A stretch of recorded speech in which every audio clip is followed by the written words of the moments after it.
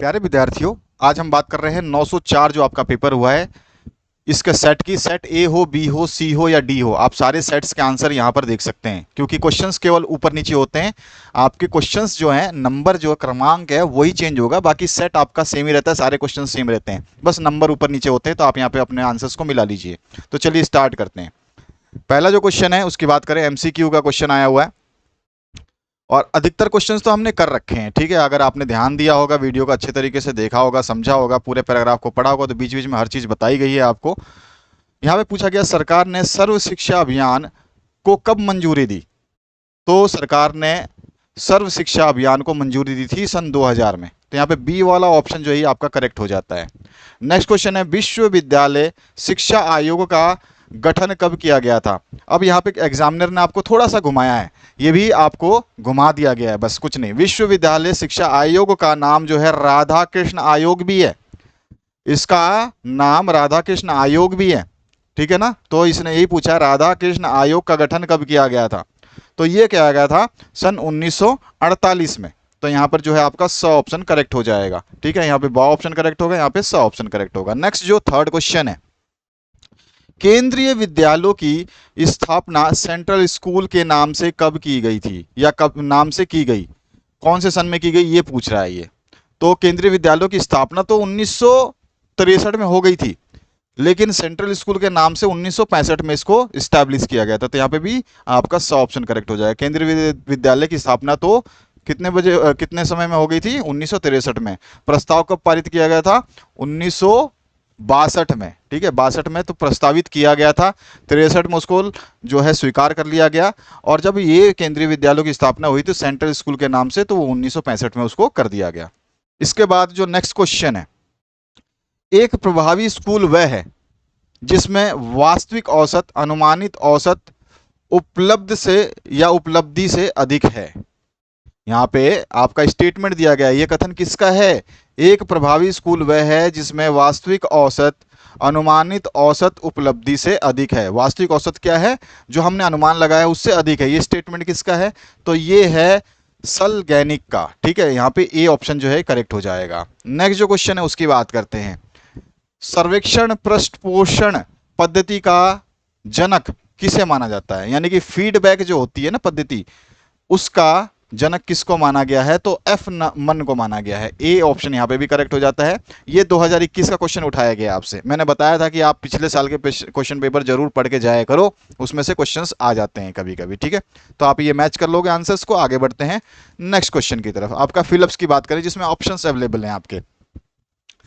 प्रधानाध्यापक विद्यालय के आंतरिक एवं बाह्य प्रशासन के मध्य एक कड़ी है।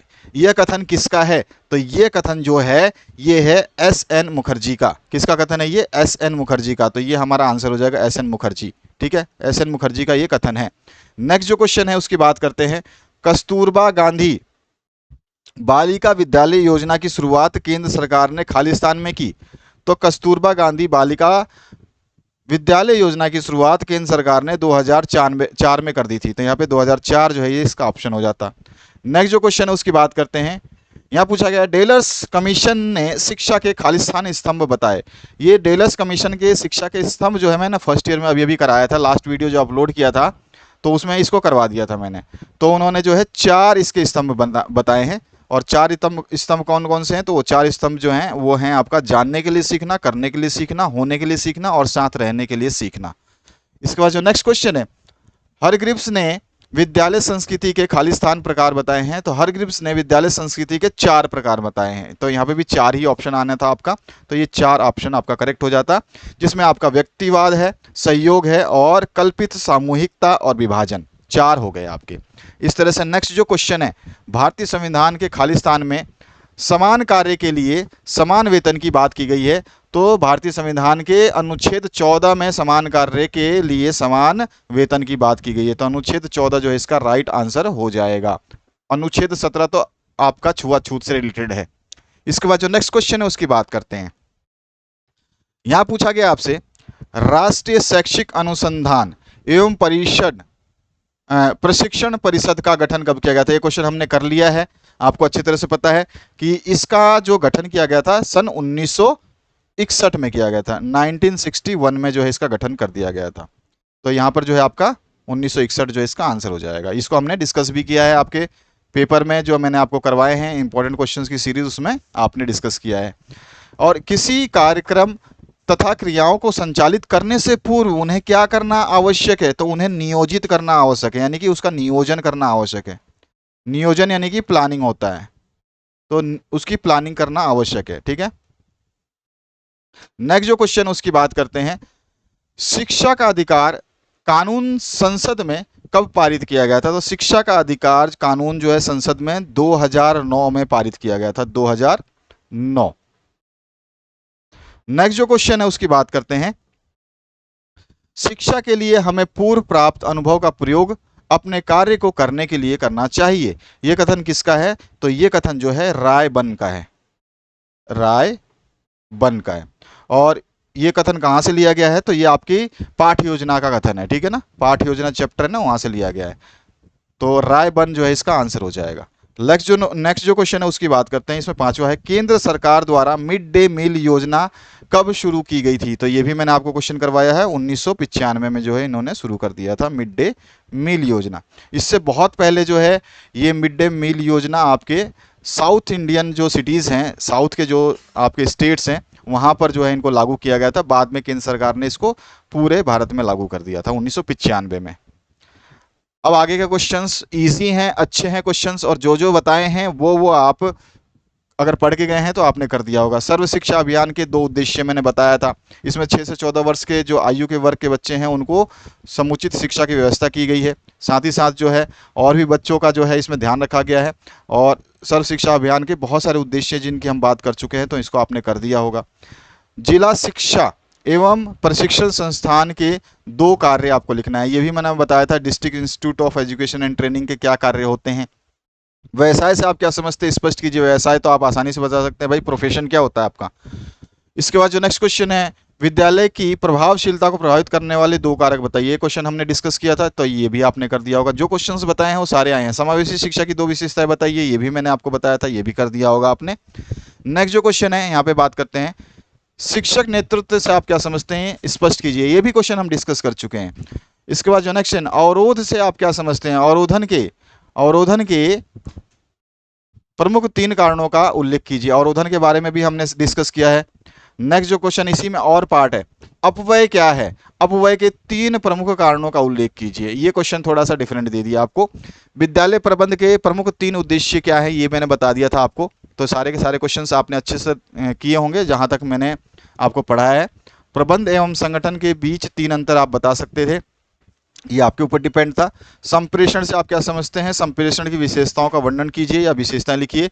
संप्रेषण के बारे में हम ऑलरेडी डिस्कस कर चुके हैं। मैंने बताया था कि आपको जो पेपर्स में 901 से लेकर के 90 लास्ट तक जो आपके एग्जाम, जो भी आपके पास सब्जेक्ट आपने चूज करेंगे, क्योंकि ऑप्शनल सब्जेक्ट भी होते हैं, तो मैंने 901, 902, 903, इसी तरह से 904 और 905, इसके बाद 906, इस तरह से आपके सारे सब्जेक्ट कराए हुए हैं सारे के सारे। और ये लगभग आपके एग्जाम से 15 दिन पहले करवा दिए थे, 15 से 10 दिन पहले करवा दिए थे। तो ये अगर मैंने करवा दिए थे, तो मैंने आपको एक यहाँ पे बात कही थी कि ये सारे क्वेश्चंस जो आते हैं आपके एग्जाम में, ये एक दूसरे से रिलेशन रखते हैं। यानी 901 का कोई क्वेश्चन आपको 902 में देगा, 902 का कोई क्वेश्चन हो सकता है 903 में दे दे, या हो सकता है 901 का क्वेश्चन आपको 903 में दे दे, या हो सकता है 902 का क्वेश्चन 904 में पूछ ले, या 905 का क्वेश्चन 902 में पूछ ले। मैंने ये कहा था आपसे कि आपका कोई भी क्वेश्चन जो है कहीं से ही किसी में भी उठा के दे सकता है। और ये क्वेश्चंस आपको पढ़ने पड़ेंगे पहले ही। एग्जाम से पहले मैंने कहा था सारे पेपर्स पढ़ लेना, फिर एग्जाम जिस दिन होगा उसी को पढ़ना। लेकिन उससे पहले आपको सारा आइडिया होना चाहिए कि एग्जाम जब आप दे रहे हैं तो आपको सारे विषय को स्टडी कर लेना, क्योंकि आपके इंटरकनेक्टेड जो है क्वेश्चंस आते हैं। तो मैंने बताया था उसमें प्रबंध एवं संगठन के बीच में अंतर, संप्रेषण क्या है, या आईसीटी जो आपका सब्जेक्ट है उसमें हमने बता रखा है। समावेशी शिक्षा के प्रमुख 3 महत्वों का उल्लेख कीजिए, ये तो कंप्लीट क्वेश्चन करवाया हुआ है हमने। नेक्स्ट जो क्वेश्चन है, बालिका शिक्षा के संबंध में आचार्य राममूर्ति समिति के प्रमुख 3 सुझावों का उल्लेख कीजिए। इसमें आप राममूर्ति का नाम लिख करके आप कोई भी 3 सुझाव दे सकते थे, क्योंकि बालिका शिक्षा के संबंध में हमने उद्देश्यों को डिस्कस किया था। नेक्स्ट और पार्ट में है, महिला समख्या कार्यक्रम के 3 प्रमुख उद्देश्यों के बारे में बताइए। नेक्स्ट जो क्वेश्चन है उसकी बात कर लेते हैं यहाँ पर, शिक्षक शिक्षा महाविद्यालय के बारे में क्या जानते हैं, इनकी प्रमुख भूमिकाओं का वर्णन कीजिए। 4 नंबर ये प्रश्न है ये। और ऑप्शन में है राष्ट्रीय शिक्षक शिक्षा परिषद के प्रमुख उद्देश्यों एवं कार्यों का वर्णन कीजिए। नेक्स्ट जो क्वेश्चन है इसमें पूछा गया नेतृत्व क्या है, नेतृत्व की प्रमुख विशेषताओं के बारे में लिखिए। ये भी हमने क्वेश्चन डिस्कस किया है। विद्यालय प्रबंध का तो हमने स्पेशल क्वेश्चन डिस्कस किया था। विद्यालय प्रबंध की आवश्यकता क्या होती है ये भी हमने बताया था। प्रधानाध्यापक के मुख्य कार्य और दायित्वों के बारे में हमने अलग से एक क्वेश्चन करवाया था आपको। इसके बाद जो है समूह नेतृत्व के प्रमुख सिद्धांत क्या होते हैं, ये भी क्वेश्चन हमने डिस्कस किया हुआ है।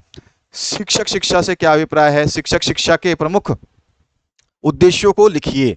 और ऑप्शन में जो है शिक्षक प्रशिक्षण कार्यक्रम में गुणात्मक विकास हेतु कोठारी आयोग के प्रमुख सुझावों का उल्लेख कीजिए। कोठारी आयोग के सुझाव मैंने आपको बताए थे, वही इसमें लिख देने थे, तो यहाँ पे ये आंसर कंप्लीट हो जाता। नेक्स्ट जो क्वेश्चन इसमें पूछा गया है शैक्षिक अवसरों की समानता से आप क्या समझते हैं या क्या समझते हैं, शैक्षिक अवसरों की समानता के प्रमुख आवश्यकताओं का जो है वर्णन कीजिए। ये आपका क्वेश्चन थोड़ा सा घुमाया हो, बाकी आपका समावेशी शिक्षा वाला ही इसमें आंसर आ जाता। और ऑप्शन में है कस्तूरबा गांधी बालिका योजना के बारे में क्या जानते हैं, उस योजना के प्रमुख उद्देश्यों का वर्णन कीजिए। तो कस्तूरबा गांधी का तो हमने डिस्कस नहीं किया था, लेकिन आपको ये पढ़ लेना चाहिए था, पढ़ लिया भी होगा आपने। विद्यालय संस्कृति के बारे में तो हमने डिस्कस कर लिया था। विद्यालय संस्कृति के विभिन्न प्रकार कौन कौन से होते हैं इसको तो हमने डिटेल में डिस्कस किया था। जिला प्राथमिक शिक्षा कार्यक्रम ये भी बताया था मैंने कि इसके उद्देश्य क्या है, इसके वर्णन करने के बारे में। गुणवत्तापूर्ण शिक्षा का आशय क्या है और शिक्षा की गुणवत्ता बनाने के लिए उपायों का वर्णन कीजिए। ये भी हमने क्वेश्चन आपको कराया हुआ है। क्वेश्चन ऐसा कोई छोड़ा नहीं है जो आपने ना पढ़ा हो। अगर आपने सारे वीडियोस को ढंग से पढ़ लिया है, पहले मैंने बताया था 901 से लेकर के सारे सब्जेक्ट पढ़ लेना, क्योंकि क्वेश्चंस वहां से घुमा के आएंगे ही आएंगे। आदर्श शिक्षक से आप क्या समझते हैं, आदर्श शिक्षक के प्रमुख गुणों का उल्लेख कीजिए। यहाँ पे केवल आदर्श इसने जोड़ दिया है, बाकी शिक्षक से क्या समझते हैं और शिक्षक के प्रमुख गुणों का उल्लेख कीजिए, आपको वही लिखना था। तो आदर्श केवल आपको घुमाने के लिए, टीचर हमेशा आपको घुमाने का प्रयास करता है, तो ये भी आपने कर दिया होगा अच्छे तरीके से। सारे क्वेश्चन हमने मैक्सिमम डिस्कस करे हैं। अप्रोक्सीमेटली 80% जो क्वेश्चंस हमने डिस्कस कर लिए थे इस सब्जेक्ट में जो आए हुए हैं। स्टार्टिंग के जो एमसीक्यूज़ हैं वो थोड़े से आपके डिफरेंट है। एमसीक्यूज़ तो बहुत सारे होते हैं, लगभग आपके 500 एमसीक्यू आपको पढ़ना पड़ेगा, जब जाके आपको 15 नंबर मिलेंगे, तो 5 नंबर मिलेंगे। तो 500 एमसीक्यूज़ पढ़ने से अच्छा है कि आप बड़े क्वेश्चंस को ज़्यादा बेहतरीन तरीके से तैयार करें। ये चीज़ आपको ध्यान रखनी है। तो आशा करता हूँ इस वीडियो के माध्यम से आपने अपना रिजल्ट जो है ज्ञान कर लिया होगा कि आपका कितना आने वाला है मार्क्स, जो छोटे क्वेश्चंस हैं। और बड़े क्वेश्चंस तो मैं करा ही चुका हूं, तो उनको हमें डिस्कस करने की आवश्यकता नहीं है। Thank you very much, have a good day.